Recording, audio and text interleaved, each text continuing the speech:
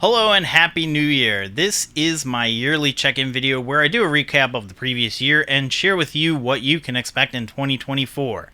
This is the only update style video that I do on this channel because the community tab is usually enough to communicate to you all if I need to delay a video or if I just want to share random things. And you can also follow me on Twitter at snicktendo for any up-to-the-minute updates. And these videos are mostly for you, but it is kind of for me because it is a good way to state out my goals and do kind of an introspective of the last year to see where I came from in order to find out where I'm going to go for the next year. So, 2023. Last year I said 2022 was a mixed bag, and 2023 was kind of a continuance of 2022, but in a different way. I started this year with 7,400 subs and ended with 9,000, which is a gain of 1,500 subs, which is not as much as I gained previously, but I was focusing on making all killer, no filler, so I didn't really post a lot of videos on this main channel. 20 videos, not including that one short and my update, but I did hit my sub goal, which is great. And like I mentioned before, I want to make all killer, no filler, and I think I did a good job increasing the quality of my videos, whether they performed well or not.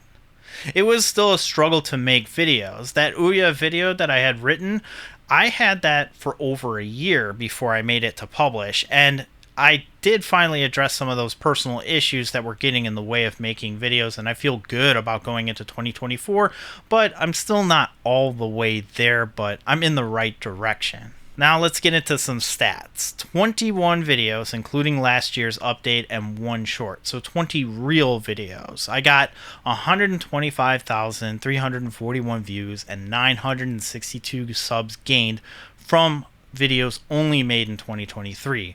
So about 600 of those subs came from older evergreen videos, and 100,000 views came from the content made before this year. Videos like my Atari VCS RAM expansion guide got 2,000 views this year.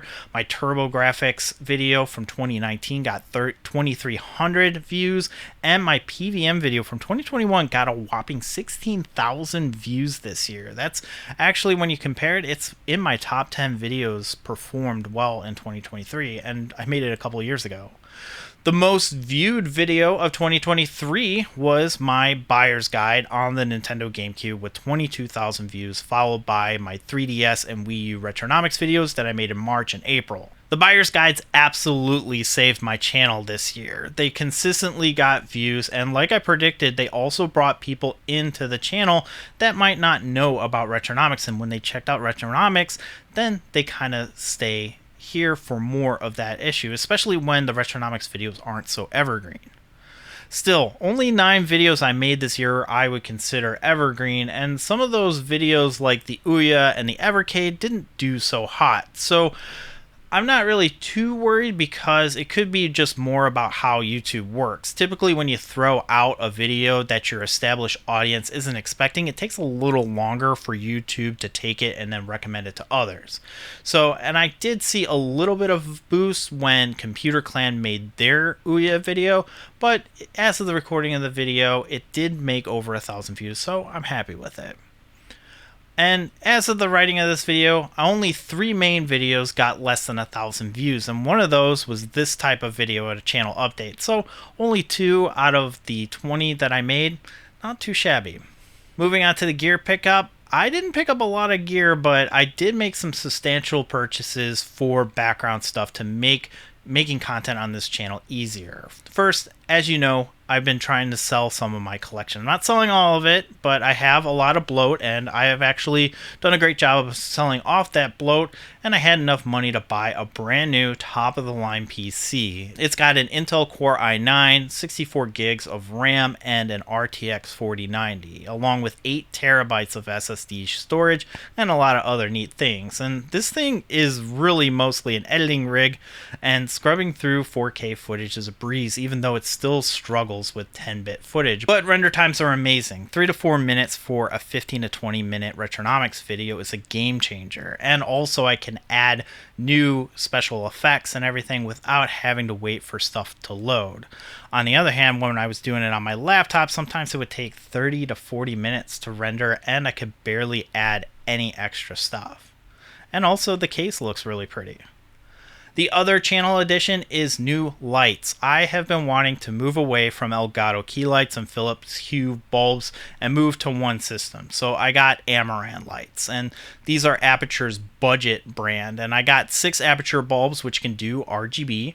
And for key lights, I got the Amaran 60SX, which is a white light, and the Amaran 150C, which is an RGB light. And these lights are awesome because they get way brighter than the Elgato, and also I can dial in the colors, and there's no flicker because they're made for film. So when I want to record something, I don't have to worry about matching my shutter speed to the lights. The only thing that I'm trying to do is still figure out a way to have the 150C in the room permanently, because otherwise it's going to be a game changer. Right now it looks good even though that bigger light isn't on right now. Moving on, second channel. I have a second channel for videos that I didn't feel were a fit on the main channel. And basically the reason for doing this in 2023 was because I was going through some issues where I needed to just get ideas out and published. They were actually affecting the way that I was creating content on this channel. And originally it was called Local Pixels, and then I changed it to Super Nicktendo Freemium. Then I changed it to Super Nicktendo Unscripted, and now I'm changing it again to something else. I've taken care of a lot of my personal issues, so having this random thought unscripted content where I just like put out a video or something like that wasn't something that now fits.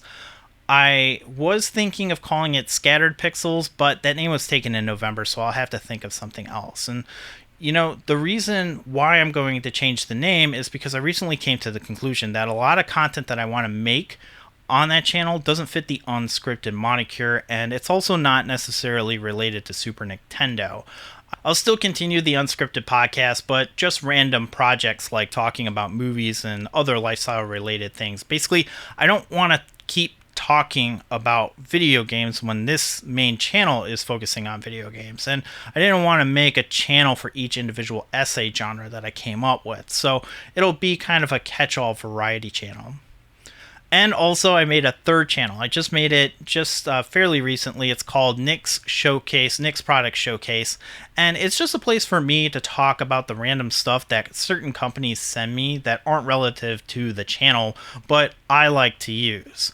One of them is a bidet. Like, would you like to see me talk about a bidet on this channel? I don't really think so. So it's going to be a dedicated channel because most of these companies, they just want me to talk just about the product. They don't want to make it interesting at all for some reason. So I'm basically not everything that I get sent for review is going to be on the thing, but I also have bought some things as well that I could use and get a Amazon affiliate link to make some money and stuff, and like also just keep that channel dedicated to these product reviews so I can keep a style and just put them up there, and you know, maybe it'll take off, maybe it won't, but we'll see. Okay, let's get on to what you can expect from this channel in 2024. I have a Game Room update coming down the line, along with what I'm collecting in 24 as well, and an Atari 2600 Plus video that's more focused on Atari, the company, than anything else. Just a couple of random videos like that, but I also want to focus on essays in 2024. Videos about consoles like the Ouya, where I tell a story about the history instead of giving a history lecture. And while the Ouya video didn't do so hot at first, it did eventually crack 1,000 views, and I'm really happy with how the quality of the video came out, and I want to build on that format. These will do well for consoles that might not benefit from a buyer's guide, although I still might do a buyer's guide for certain consoles. And also maybe do a story on a console that I've already done a buyer's guide on. And speaking of buyer's guides, I've enjoyed making them, and they did exactly what I intended them to do on this channel, which is to continue to get views after I publish them, bringing viewers to my channel while I work on retronomics videos. So I'll be making more of them in the future, but I think mostly I'll do popular consoles first and then work on the less searched ones later. I know this might come as a disappointment to some people because, you know, Nintendo gets the clicks, but the Nintendo 3DS video just passed 10K views, while the Xbox 360 buyer's guide is sitting at 1,400. So, of course, when I run out of consoles to do buyer's guides, I'll move on to something else that's evergreen. Now let's talk about retronomics. I'll be honest, I came really close to retiring the series, mainly because I hit a creative wall and they stopped being fun to make. One of the biggest challenges was that I had to wait until the day of publishing because of price charting and how they change their prices every day. I was so obsessed with having those prices be accurate the day of, but I come to realize that it doesn't really matter in the grand scheme of things because in 2 weeks the prices will be out of date anyway, and the actual dollar amount isn't the reason why I include it. It's to show a timeline trend, and as a result of the work involved, I could only include 25 game prices. In the background, I have been thinking of ways to refresh the series and make it more interesting for people to watch, and it's easier for me to make them ahead of time so that I can make them and put them out more frequently.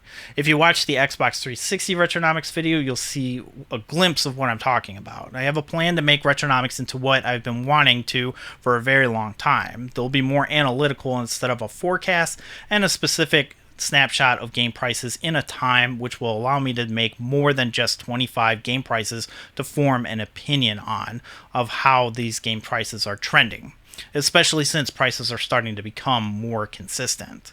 In order to do this, I will need to take some time off. The plan is to make the videos in bulk and then release them every week as a season, and then during those videos launching, I'll make more, so that way, theoretically, I can release a video every week for the rest of the year. I know that it's a lofty goal for sure, and I don't really want to promise too much, but I do want to make Retronomics a more widely known property instead of just sporadically thinking of what game system I want to cover and then hoping that it'll get the views that I'm expecting. So it is definitely a project that I'm working on, and hopefully I'll come back in February, because taking a break will also allow me to sift through the data and make it as accurate as possible, and also work on displaying graphics and improving the formula as a whole, so that way not only is it entertaining, but it's also educational at the same time. But that's going to do it for this wrap-up video. Thank you again for watching all my videos, whether you started at the beginning or just last year. I really appreciate it. If you like these videos, consider subscribing for future content. And thank you. Have a great new year.